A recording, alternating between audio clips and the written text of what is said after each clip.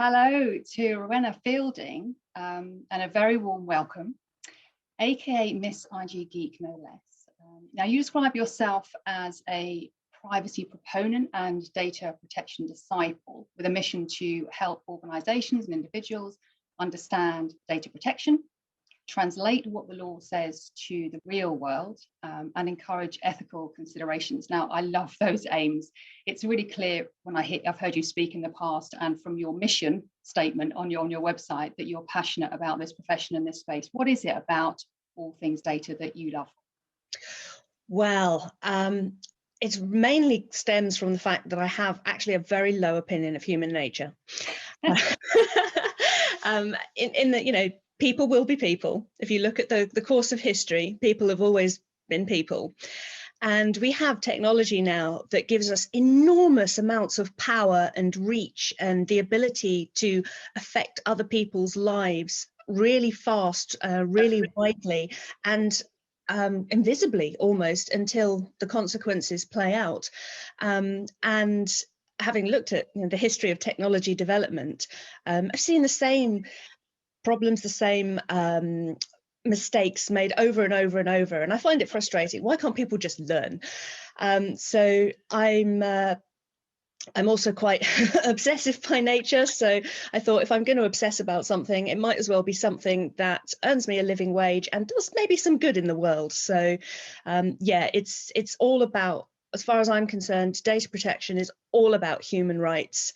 The data is secondary, the technology is secondary. What comes first is trying to get along together as human beings in large groups. That fits nicely into my next question actually I have for you, and because I've heard you speak a couple of times, a wonderful inspiring speaker, I have to say, and I've heard you say that success depends as much on people as it does on processes, tools, laws, etc. And at the heart of our project Bijou, is the sense that even the best law will not always achieve its aim, or will not achieve its aim at all, if people don't engage with it and people don't care. Now, data affects us all in increasingly profound ways, so we need to start to care, don't we?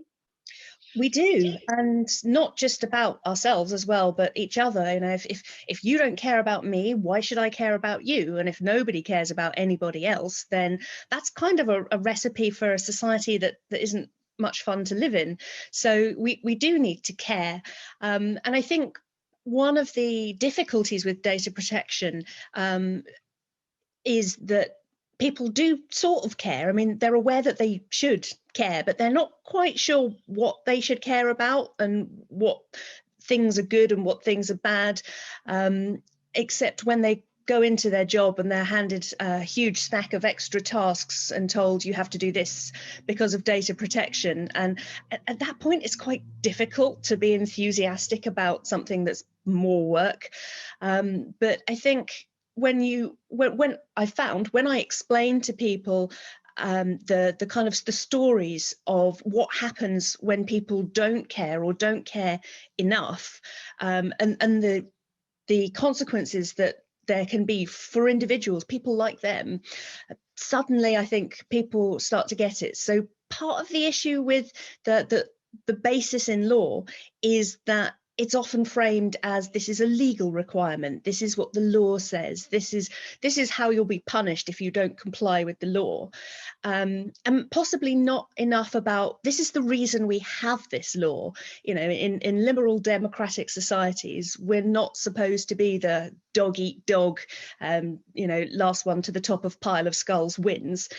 You know, we're supposed to be in this together, and the reason for this law is to encourage, support, help, govern the way we protect people from other people when information about them is in play. I mean, why do you think there is a disconnect? Why do you think it's that message has been hard to get through? I mean, is there one reason, or is it a myriad of reasons? What do you think? I think there's never anything that has just one reason. There's always multiple factors explaining everything. And that's part of why it's so hard, because we've basically built a world that is so complex and so sophisticated that it's easier to cause or contribute to harm than it is to prevent or fix it. because we can do these amazing things.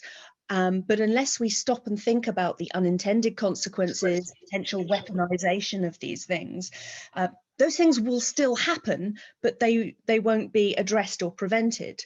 So I think part of the reason that is such a barrier to people engaging with data protection is that there is so much to think about. And it can appear that it gets in the way of getting stuff done. But it's kind of a lot like personal data is, plutonium, essentially.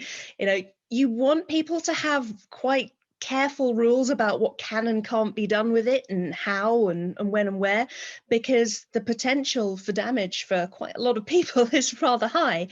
And with plutonium, or with radiation poisoning, you can see the effects, and you can draw a direct causal link between, somebody walked around with a lump of plutonium in the high street, a whole bunch of people got sick.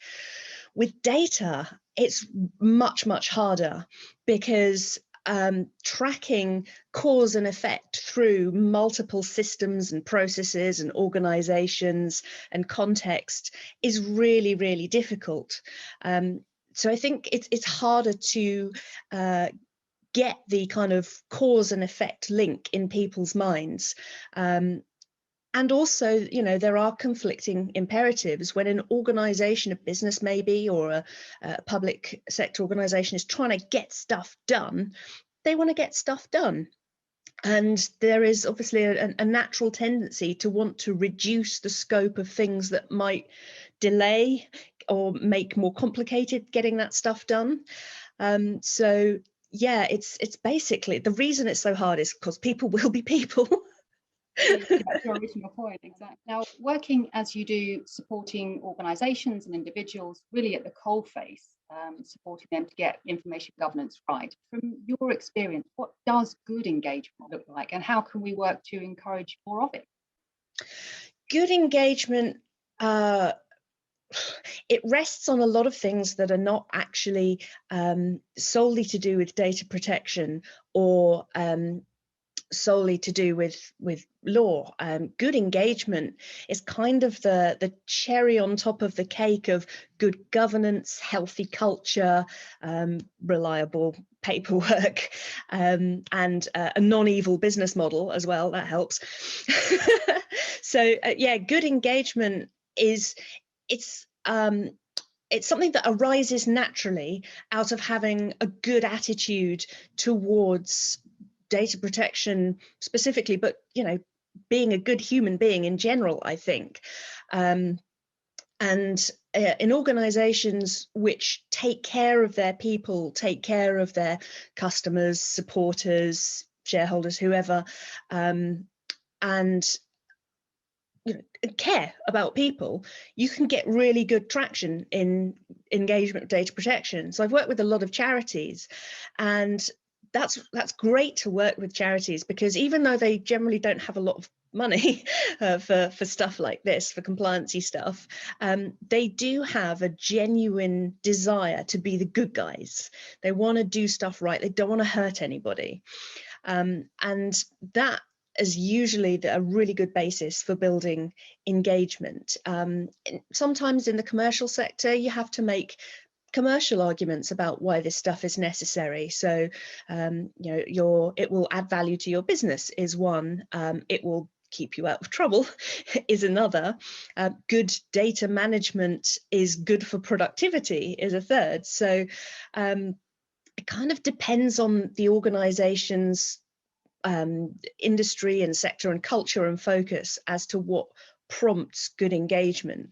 But underneath it all really is the sense that this is the right thing to do, even if it makes our lives a little bit harder in the moment, because as long as we're doing it for other people, we've got a good hope that other people are doing it for us. So we're all keeping each other safe from each other. And then just following on from that point, in your experience, that engagement at a really human level, at an ethical level, does that have to start from the top, or where else should it start ideally? It absolutely has to start from the top. And when engagement programs that fail tend to be the ones where senior executives or trustees, if it's a charity, have gone, oh, we have to do this for compliance, so let's just tick a box, rather than this is the organization we want to be. This is the work we want to do. And so let's properly allocate resources and time, and not just money, but time and attention to getting it as right as we can right now.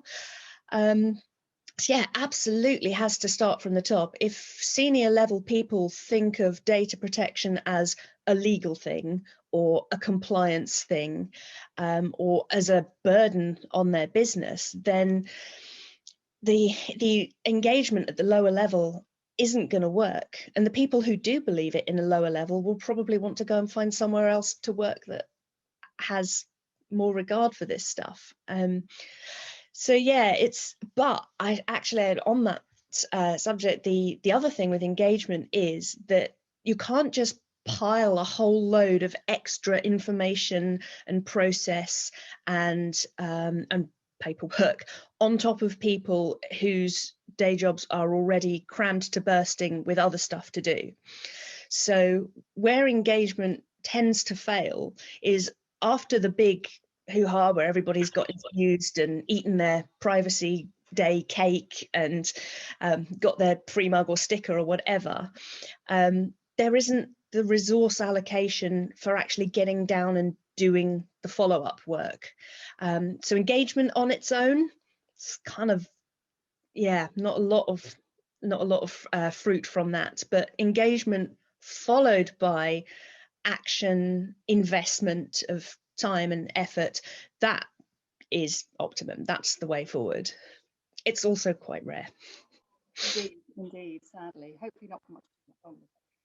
Now, for some, this will feel all really complicated, a legal problem or somebody else's problem. So what top tips would you have to help organisations or individuals take those first few steps if they really have had in their head in the sand up to now? Ooh. I would say that the one thing to keep in mind all the way through, regardless of how technical and fiddly the details get, is the goal of don't be a git. It's essentially what the GDPR says, is don't be a git. Don't take the mickey, don't overstep, don't manipulate people to things that are bad for them, just don't be a git. So if an organisation is struggling with a tricky technical legal issue, the answer that makes you less of a git is probably the right one. And the other thing I would say is that paperwork reality gaps are a risk, a threat, a problem. And so there's no point fixing paperwork if reality isn't being pulled along. Actually, it's better to address reality and then write about what you did rather than writing about what reality should look like and then trying to stuff people into that box. That's not usually a viable strategy, because people don't like being stuffed into paper boxes. Two really, really good tips. Now, Rowenna, thank you so much for your time today. It's been such a pleasure to see you again and to hear your thoughts on this. And I want to say a special thank you for being part of our project B Sheet. We're really excited and we're very grateful for your contribution. So thank you so much. You're hugely welcome. I love it.